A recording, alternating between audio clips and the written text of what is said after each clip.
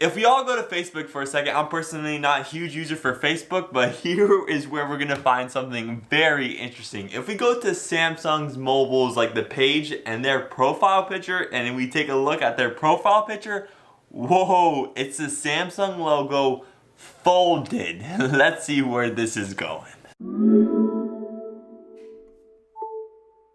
There's some rumors going around that the brand new Samsung S10 going to be released in a couple of months is going to have an in-glass fingerprint scanner. It's only going to have a hole as the supposed notch, and it's going to have a 40 megapixel camera. That Samsung S10 is going to be very important for Samsung to nail. They really have to nail it on the coffin, because if they don't, their sales are already slacking. Huawei and Xiaomi and Apple, they're all beating Samsung in sales. Apple overall isn't the #1 phone maker, but they are the #1 flagship maker, and that is starting to show right now, and Samsung's starting to lose that lead. But hopefully this foldable smartphone might make them take it back. That's what Samsung is sure hoping for, and let me give you some context, because tomorrow Samsung might just be hinting at, or just kind of teasing, or maybe even announcing their first ever foldable smartphone. The first question that comes to mind is, what is that and why? First of all, what is it? It's going to be a screen on the outside and inside,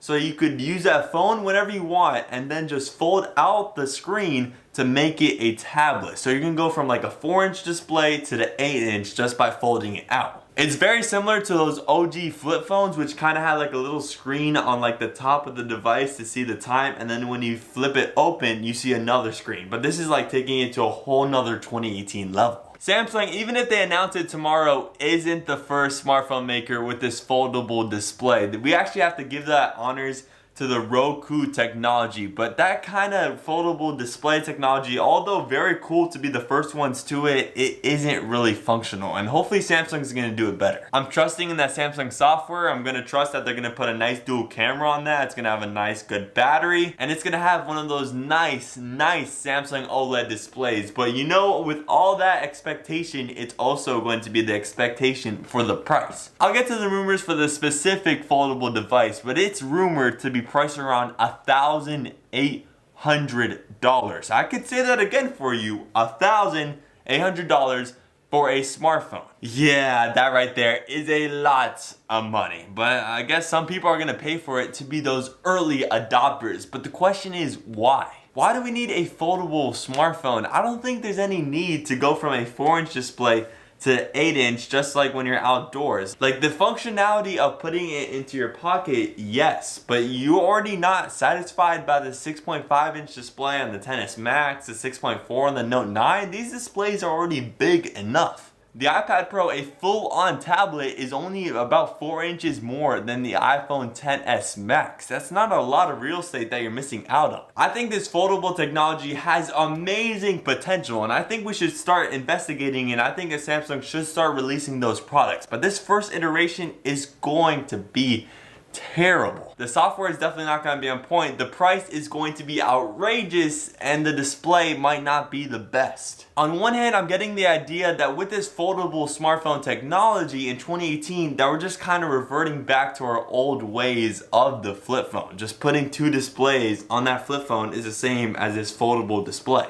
And on the other side of this philosophy, we're going to be able to carry around 8-inch displays in our pockets with ease. So we could just pull it out and pull out like a whole TV, which is, I mean, I'm exaggerating here, but you could just pull out a whole tablet from a smartphone form factor and watch TV there. You can watch some sports games, you can watch YouTube, you can watch my videos. It is just to increase the screen real estate, which I think is all dandy and fine, but not for $1,800. I don't know who is going to be on that. This sort of foldable technology is similar to the Google Glass. The Google Glass started off at $2,000, but it was pretty cool. You had a little display, you had a camera. I think that's definitely in the future. We're definitely leading to AR glasses, but just not yet. And with these companies like Roku Technology rushing out to be like, yeah, I'm the first to develop the foldable smartphone, well, I don't think we should rush it, but I mean, that's what sometimes we have to do to progress technology. It's rumored that the Samsung foldable smartphone, rumored to be called the Galaxy F for foldable, or Galaxy S to just put the X in their name. We don't know what the name is going to be, but it's supposedly going to come with a 7.3-inch foldable display. And yes, you're not folding the entire smartphone. Just keep in mind, we aren't getting to this super thin foldable smartphone. We're still gonna have to put in a battery, and the battery isn't going to be foldable. So there's just gonna be like one side with internals and the other side, and then that's gonna fold together. There's gonna be a 4-inch display on the top and a 7.3-inch display on the inside. And that 7.3-inch display kind of defeats the purpose, because the whole point of this is to get more screen. The Note 9 already has a 6.4-inch display, so just increasing that just a smidge to 7.3 inches, does that change that much? It's the future, just not yet, in my opinion. I'd love to hear yours in the comment section below. So as we bring back this whole video to Samsung's Facebook page with their own leaking of the foldable Samsung logo as their profile image, is this just for attention? And I partly think so. A consumer foldable smartphone is about 2 to 4 years away at that.